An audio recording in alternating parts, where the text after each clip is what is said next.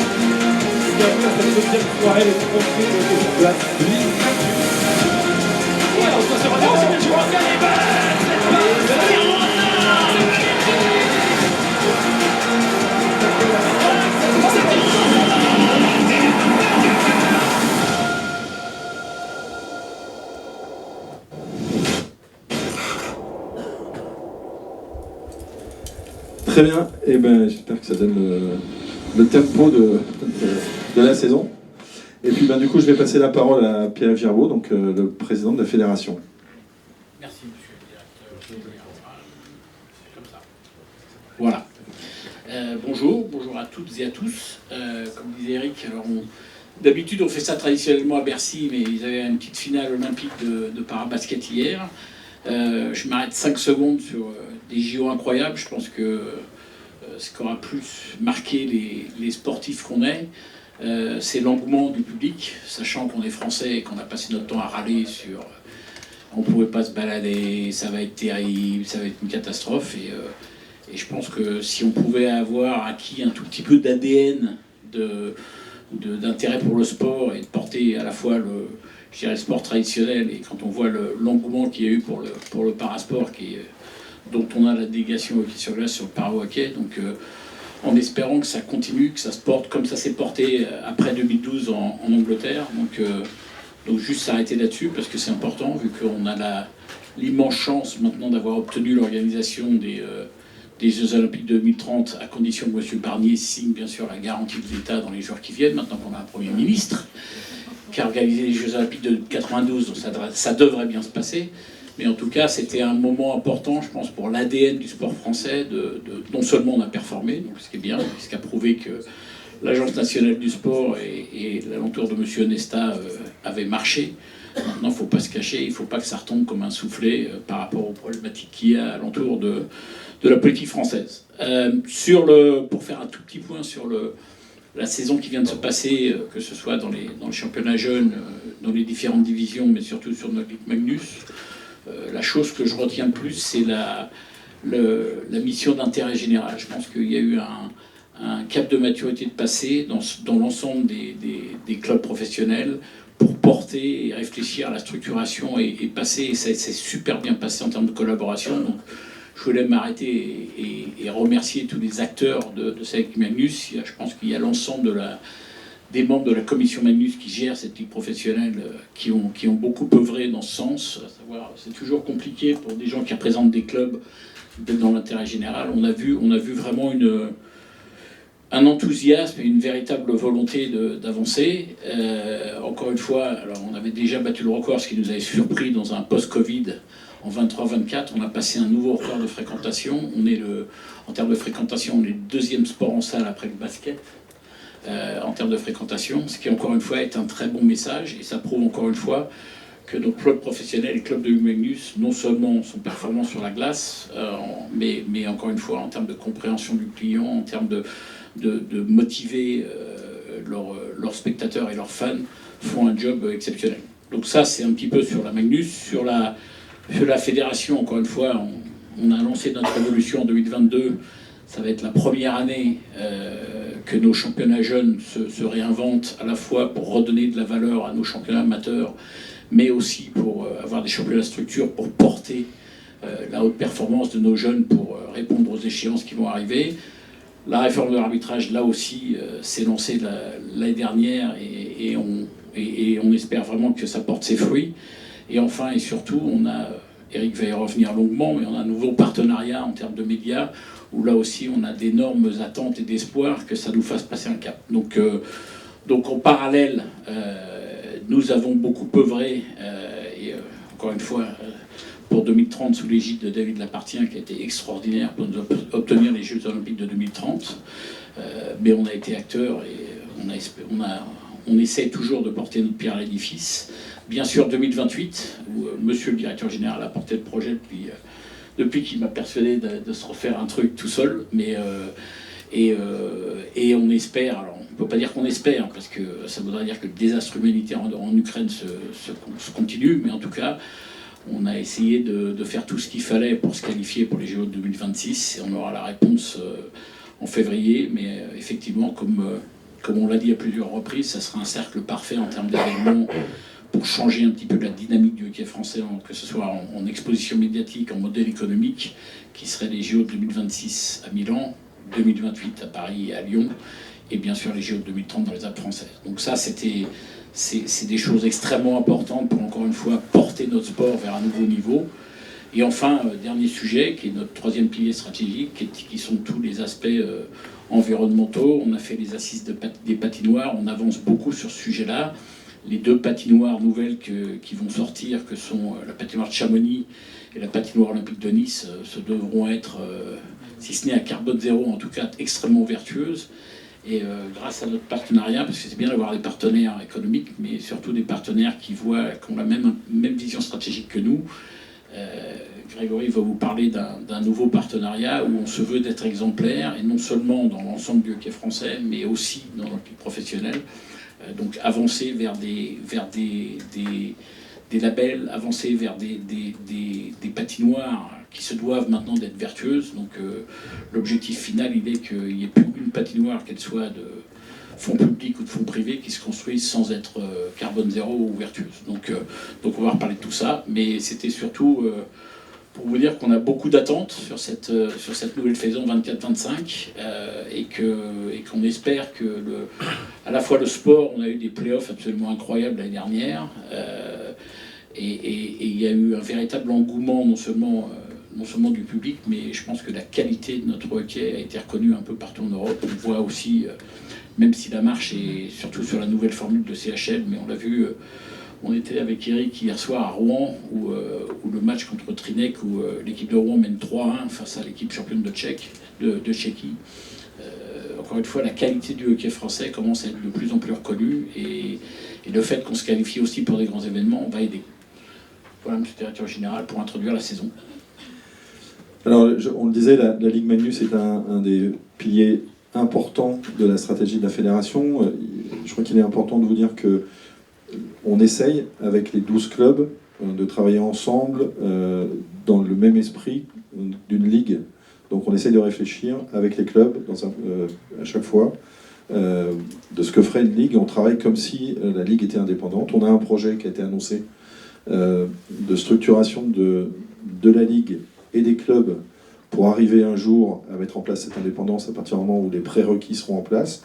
Il y en a beaucoup qui le sont, en termes réglementaires déjà, en termes de fonctionnement. Maintenant, c'est le modèle économique et marketing qui est le focus pour les prochaines années. pour permettre que la Ligue soit économiquement viable. Mais il est important effectivement de souligner que lorsqu'on a lancé cette initiative il y a 12 ans avec les clubs de Ligue Magnus, c'est ce qui a donné la modification de la forme du championnat, le changement de statut des clubs en passage en société, un certain nombre de mécanismes qu'on voit aujourd'hui qui fonctionnent. Et effectivement, ce championnat, pour ceux qui sont là depuis longtemps, n'a plus grand-chose à voir en termes d'organisation avec ce qu'il était il y a une quinzaine d'années. Et ça, c'est grâce à la collaboration, j'ai envie de dire, intelligente qu'on a mis en place tous ensemble avec les 12 clubs pour faire développer, pour construire ce modèle.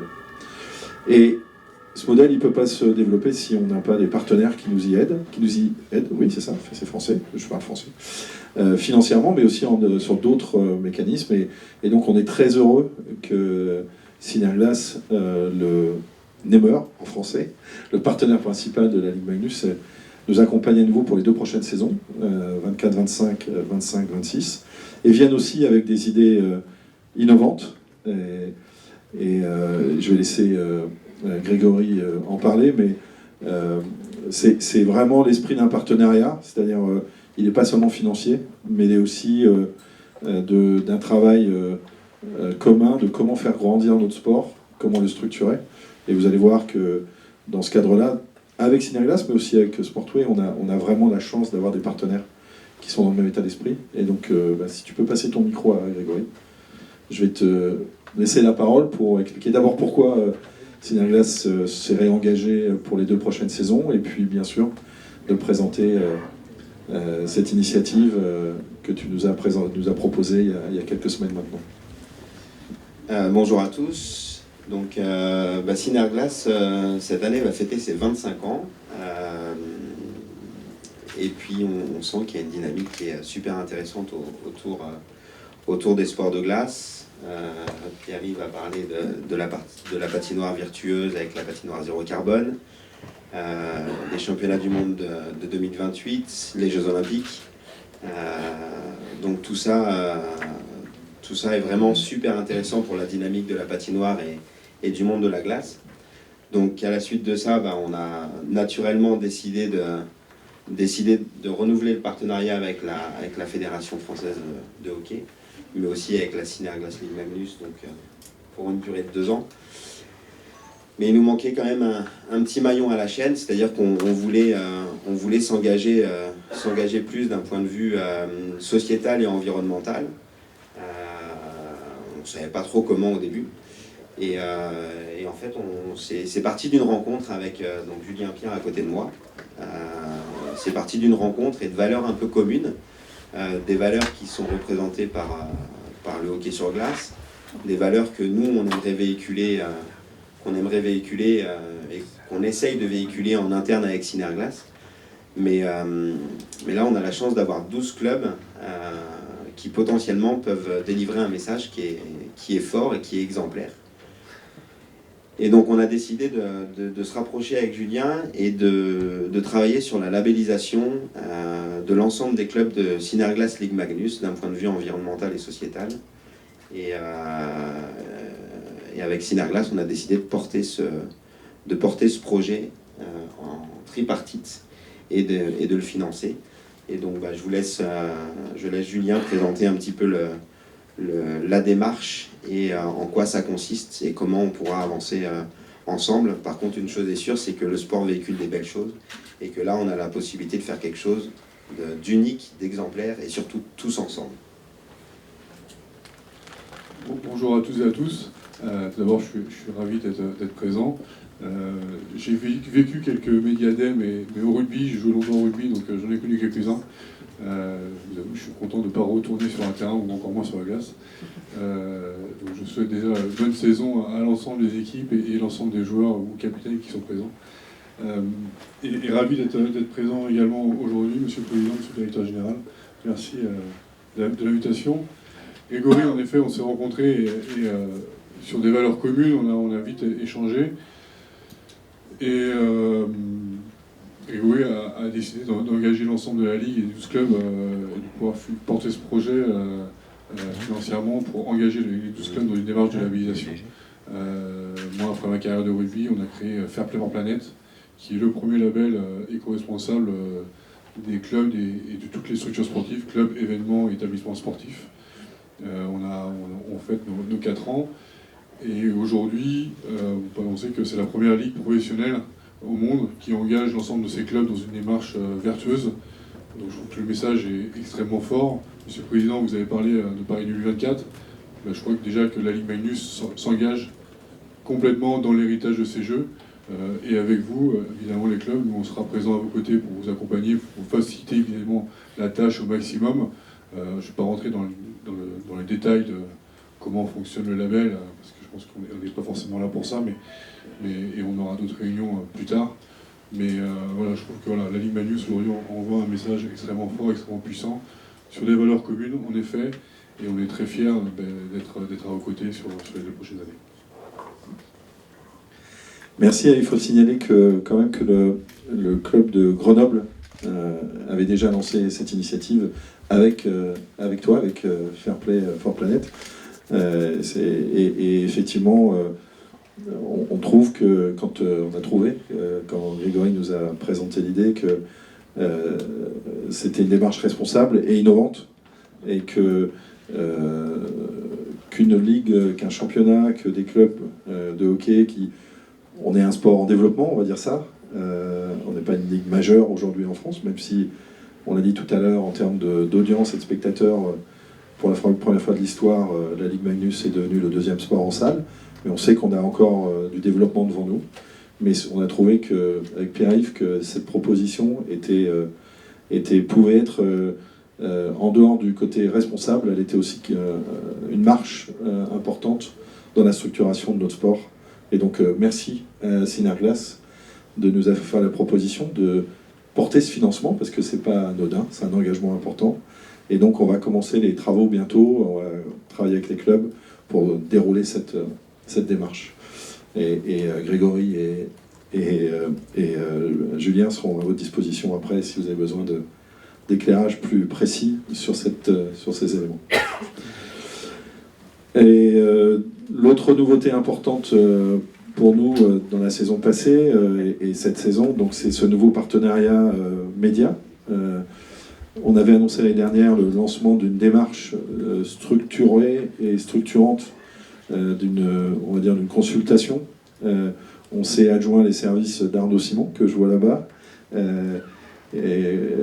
qui est un expert du domaine et qui nous a accompagnés sur définir nos besoins, définir aussi ce que pourraient être les étapes prochaines du développement médiatique de notre sport.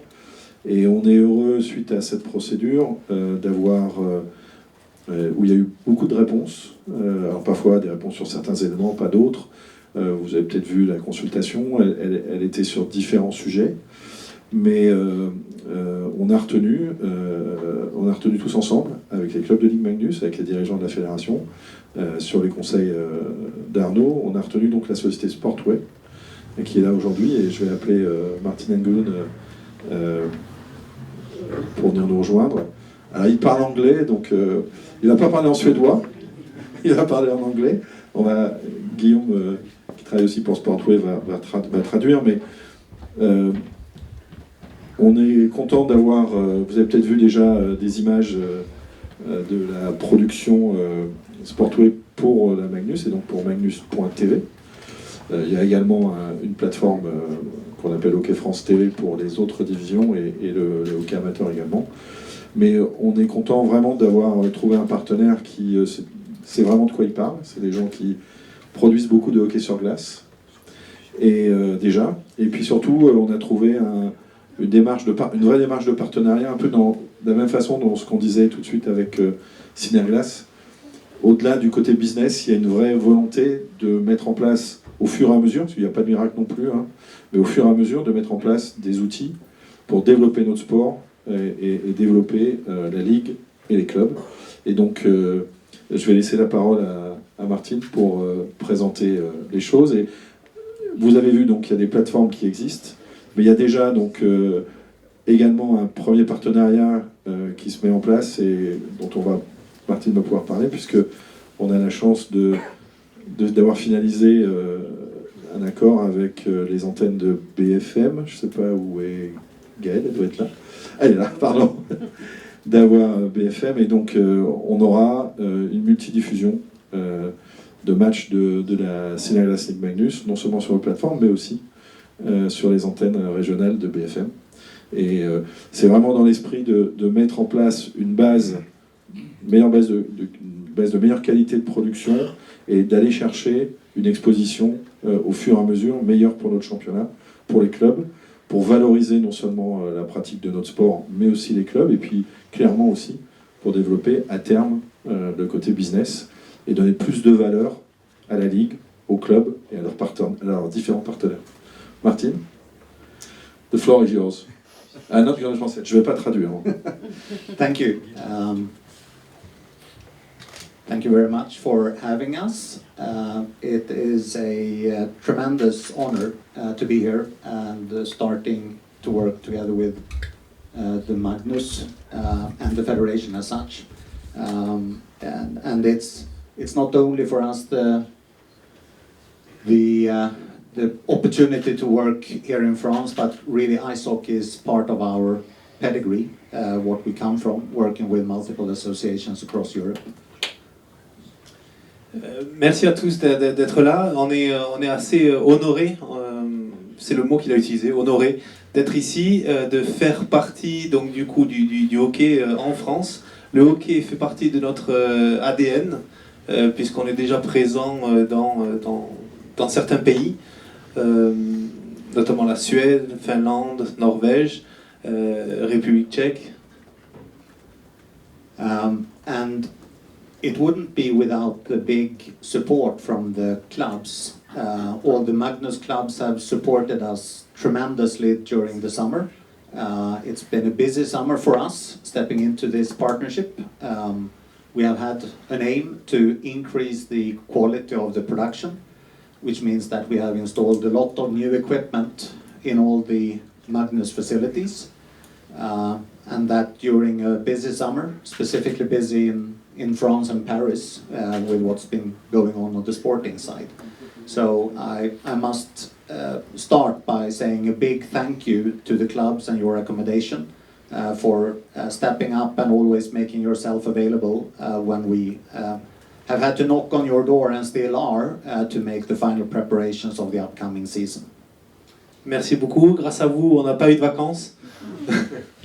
Non, on voulait vous remercier vraiment parce que bon voilà, on a eu un laps de temps assez court à partir du moment où on a été donc choisi, et c'est vrai que tout s'est enchaîné assez rapidement.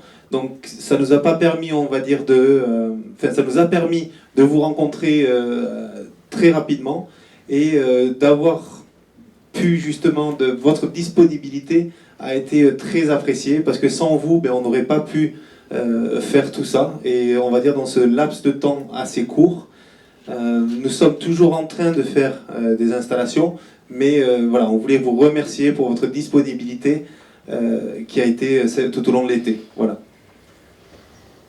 And a little bit more detail on what we've been doing in the summer is that we've put in place a state-of-the-art technology, which for the first time ever in the world is actually using traditional broadcast technology together with AI-assisted production. So again, the Magnus stands as the first example in the world for this to be deployed across a full league. It means also that the quality of the output, the signal, for all league games for the full season will be at broadcast quality. This was something that we've agreed together in the very early part of the partnership as one hugely important factor to improve the sport and make it possible to make it even more available in years to come. Donc Martin a expliqué un petit peu la technologie qui a été utilisée. On a été, et puis c'est toujours une première mondiale.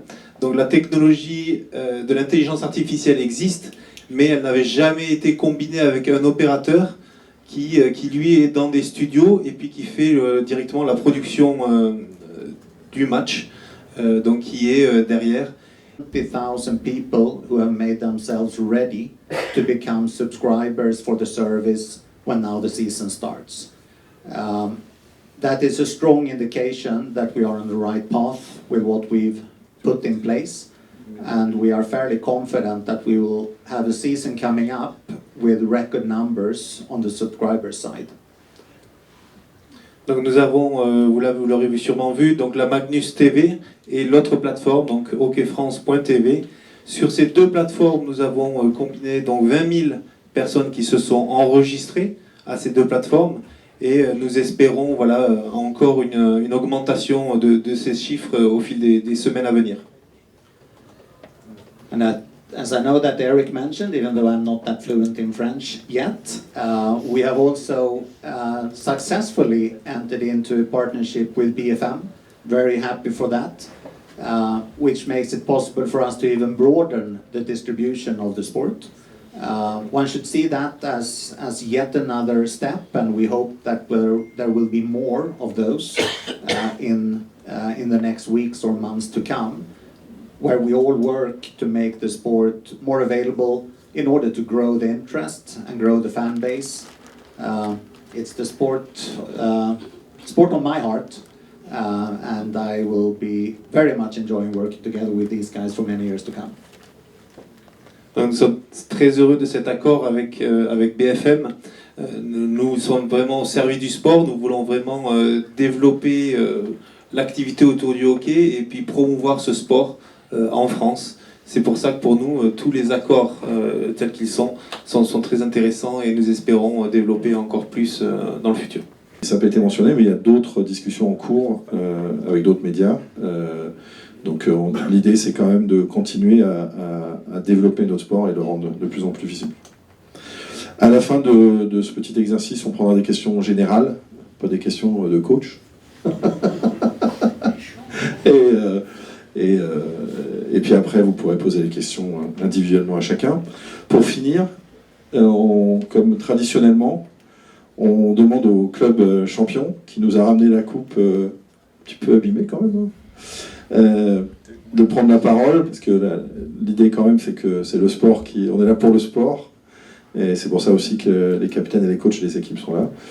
Et je pense que ce qui est important, vous le savez tous, mais Guy, personnellement, Guy a gagné 17 titres. Il a sauvé 17 fois cette coupe en tant que joueur, en tant que coach, en tant que manager général. Donc peut-être qu'on peut commencer par te demander, ça fait quoi d'en sauver une 17e? Écoutez, oui, bonjour tout le monde. Tout d'abord, je voulais faire un petit point sur mon coach, parce que je reconnais sa passion. Je trouve ça beau.